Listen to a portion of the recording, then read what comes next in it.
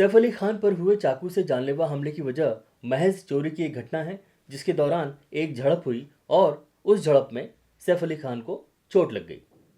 हो सकता है, जैसा कि पुलिस कह रही है, लेकिन नहीं भी हो सकता है। क्यों नहीं हो सकता है? Let's have a look. शायद आपको पता हो कि 2023 के बाद 2024 में हमारे देश में जो सांप्रदायिक दंगे होते हैं उनकी संख्या कितनी बढ़ गई। ऐसे सांप्रदायिक दंगों की संख्या या कम्युनल राइट्स की संख्या 2023 में 32 थी। 2024 में ये संख्या बढ़ के हो गई 59। कहाँ 32 32 और कहाँ 59 59। इस ग्रोथ में, इस इजाफे में 84% की बढ़त है। सोचिए आप, 84% बढ़ गया। इतनी तो हमारी जीडीपी भी नहीं बढ़ी। हमारी जीडीपी का अंदाज़ा था 8 पॉइंट समथिंग, जो घट के 6.2 रह गई। ये जीडीपी का हाल है। लेकिन कम्युनल राइट्स, सांप्रदायिक दंगे, धर्म के नाम पे, जाति के नाम पे, गाय वगैरह के नाम पे जो दंगे हो रहे हैं, मॉब लिंचिंग हो रही है, उनमें जो इजाफा हुआ वो 84% था। और ये जो इजाफा है सबसे ज़्यादा हुआ महाराष्ट्र में।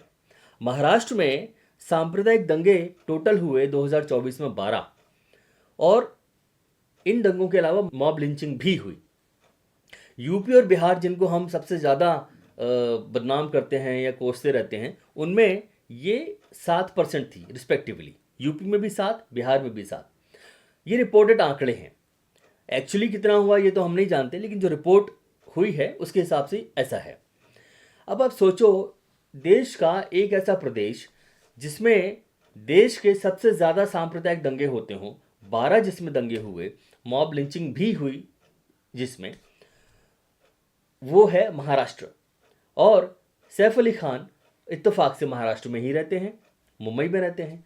और ये कोई इत्तेफाक नहीं है कि मुंबई महाराष्ट्र की राजधानी है और सैफ अली खान मुंबई में ही रहते हैं। तो क्यों नहीं ऐसा हो सकता कि कोई मॉडिफाइड सिरफिरा दिल में नफरत की आग लिए चाकू लेके पहुंच गया सैफ अली खान के घर में और भोंक दिया चाकू? Quite possible.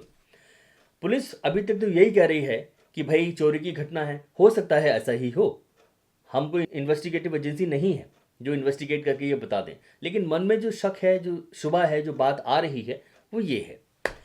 नंबर 1, अलावा इसके आपने नोटिस किया होगा, अभी मेरे ख्याल है 2-3 जनवरी की ही बात है इसी साल की, कि हमारे देश में जो बुद्धिजीवी, ज़हीन कहे जाने वाले, माने जाने वाले कविराज हैं, कुमार विश्वास, उन्होंने सैफ अली खान और करीना कपूर के जो बेटे हैं तैमूर, उनके नाम को लेके क्या क्या कहा। तो आप अंदाज़ा लगाइए, जिनको हम बुद्धिजीवी कहते हैं, ज़हीन मानते हैं, वो लोग अपनी ज़ुबान से कैसा जहर उगल रहे हैं, और उस जहर का असर उन लोगों पर क्या होता होगा जो उतने ज़हीन नहीं हैं, उतने बुद्धिजीवी नहीं हैं, जिनके पास जॉब्स नहीं हैं, जो पहले से ही फ्रस्ट्रेटेड हैं, जो गरीब हैं, जिनमें से कईयों के पास खाने को भी नहीं होगा, जो केवल 5 किलो राशन पर ही जी रहे हैं। उन पर ऐसी सारी बातों का क्या असर होता होगा। और हो सकता है उनमें से ही एक सिरफिरा, मॉडिफाइड सिरफिरा, पहुंच गया चाकू लेके और घोंप दिया। Quite possible. ये एक हाइपोथेटिकल सिचुएशन है या स्टोरी है। मैं ये नहीं कह रहा कि ऐसा ही हुआ होगा, लेकिन पुलिस का जो कहना है कि बंदा चोरी के इरादे से घर में घुसा था, तो ऐसा पुलिस को लगता है, मुंबई पुलिस को। ये भी तो हो सकता है कि ऐसा ही हुआ हो जैसा मैंने कहा। आप अंदाज़ा लगाइए कि हमारे देश में आज के दौर में जो स्थिति है, नफ़रत जो घोली गई है लोगों के दिमाग में, उसका असर अब दिखने लगा है। अब वो नफ़रत का असर सिर्फ आम लोगों पर नहीं, गाड़ी में किसी गाय को लेकर जाते हुए लोगों पर नहीं, बल्कि उन लोगों पर दिखने लगा है जो बहुत पैसे वाले हैं, बहुत रईस हैं, जिनकी सोसाइटी में सुनी जाती है, जिनके, आप देखो ना, ये घटना हुई और पूरा मीडिया उसके पीछे पड़ा है। ऐसी रोज़ की पता नहीं कितनी घटनाएं होती हैं, लेकिन आपको मालूम नहीं पड़ता।